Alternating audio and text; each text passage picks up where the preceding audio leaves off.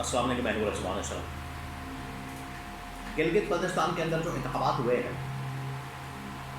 उन इंतखाबात के नतीजे में अब नई गवर्नमेंट बननी है और वो अब प्रोसेस बिल्कुल लास्ट स्टेज के ऊपर आ गया। ऐसे तो काफ़ी अर्सा पहले ये गवर्नमेंट बन जानी थी, लेकिन जानबूझ के इसको डिले किया गया ताकि नून लीग और पीपल्स पार्टी से ये बजट पास करवाया जाए और गिलगित बल्तिस्तान को एक बार्गेन चिप के तौर पर इस्तेमाल किया जाए। अब इसमें गिलगित बल्तिस्तान को लेकर पीपल्स पार्टी और इस्टेब्लिशमेंट के दरमियान लड़ाई वो क्या है, इसके बारे में बड़ी अहम तरीन मालूमात मेरे पास मौजूद है, वो आपके साथ में शेयर करता हूँ। नंबर 2, अब मामला सिर्फ गिलगित बल्तिस्तान का नहीं है, मामला वफाकी हुकूमत जो कि पीपल्स पार्टी डिमांड कर रही है उसका भी है। और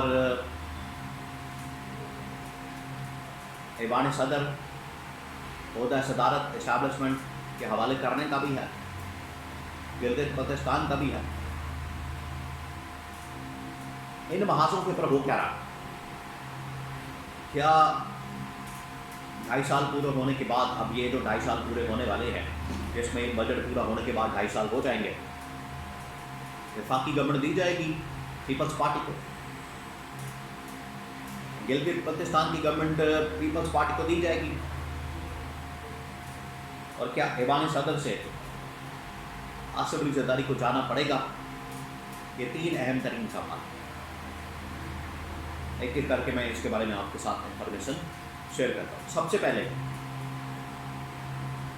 वफाकी गवर्नमेंट की बात करते हैं। वफाकी गवर्नमेंट के लिए पीपल्स पार्टी जोर दे रही है और इसके बारे में, लेकिन अब ये मामला सिर्फ खबरों की हद तक सोर्सेस के ज़रिए से बात नहीं है। मैंने भी इसके ऊपर 3 मरतबा बात की कि बिल्कुल नून लीग और पीपल्स पार्टी के दरमियान एक मुआहदा है 2.5 साल का टेन्योर का। इसको अब यूसुफ रज़ा गिलानी चेयरमैन सेनेट, साबिक वज़ीर-ए-आज़म पीपल्स पार्टी के और पीपल्स पार्टी के बड़े अहम तरीन अहदेदार, उन्होंने कन्फर्म किया है कि बिल्कुल हमारा मुआहदा है नून लीग के साथ 2.5 साल का, तो 2.5 साल आपके 2.5 साल हमारे। तो अब 2.5 साल डिमांड कर रही है, अगला टेन्योर 2.5 साल का पीपल्स पार्टी। इसके ऊपर भी अब लाल झंडी दिखाई जाएगी। मैं आपको बहुत बड़ी खबर दे रहा हूँ, पीपल्स पार्टी को गवर्नमेंट नहीं मिलने वाली, ये भूल जाए। दूसरा,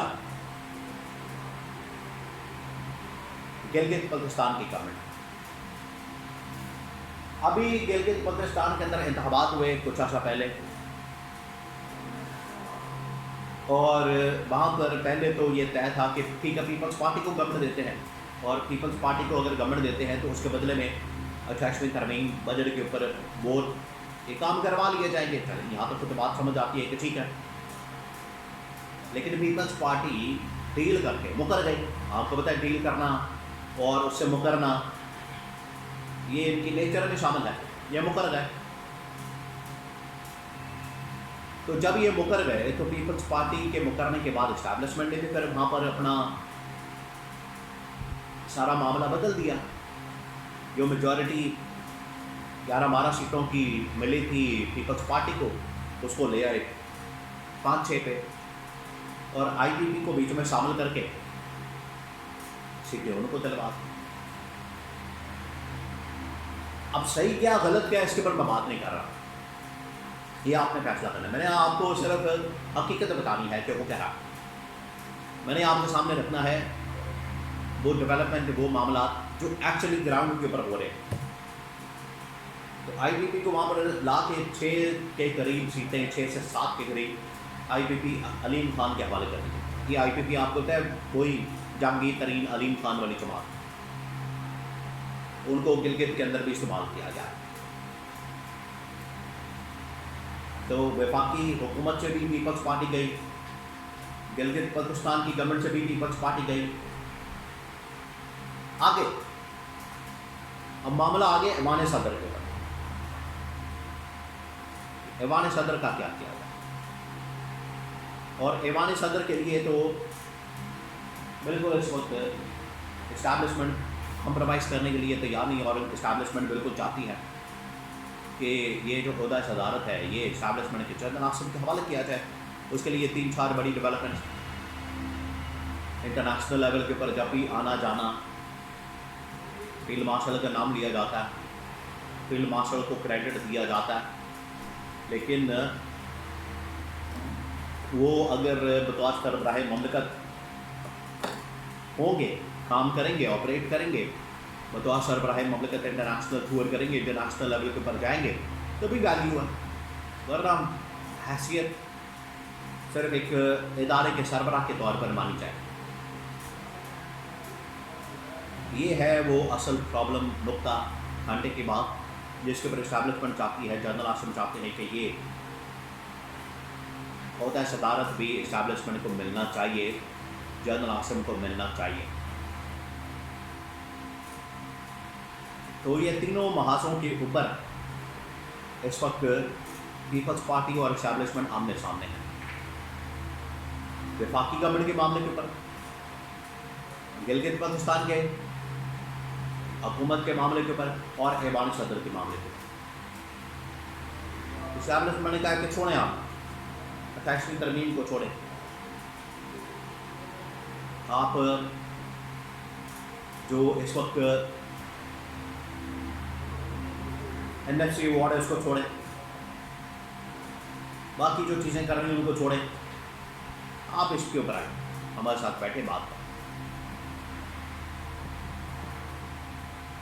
वफाकी गवर्नमेंट, गिलगित बल्तिस्तान और ऐवान सदर, आप छोड़ें ये तमाम चीज़ें, हमारे हवाले करें और आराम से बैठें। दुबई जाएं, लंदन जाएं, जहाँ जाना चाहते हैं आप जाएं, जहाँ आपकी प्रॉपर्टीज़ हैं, बैंक बैलेंस है, जहाँ आपकी जायदादें हैं, आप उधर जाएं। ये इनको पैगाम नहीं, ये इनको बता दिया जाए, कैटेगोरिकली इनको ये बता दिया जाए, और ये पहली बार इनको पैगाम मिला। देखिए इनके पल्ले क्या है, ना इनके पास आवाम की सपोर्ट, ना आवाम की हिमायत, और ये आके इस्टेब्लिशमेंट को आके दिखाए, ये नाकाबिल कबूल है, ये अनएक्सेप्टेबल है इस्टेब्लिशमेंट के लिए। उन्होंने इसी वजह से पैगाम दिया इनको, और ये आने वाले दिनों में होगा, आप देखेंगे। वफाकी गवर्नमेंट भी नहीं इनको मिलनी, गिलगित बल्तिस्तान भी गवर्नमेंट इनको नहीं मिलनी, और ऐवान सदर में ये जो सदर बैठा हुआ है आसिफ अली जरदारी, यहाँ से भी सदर को खारिज कर दिया।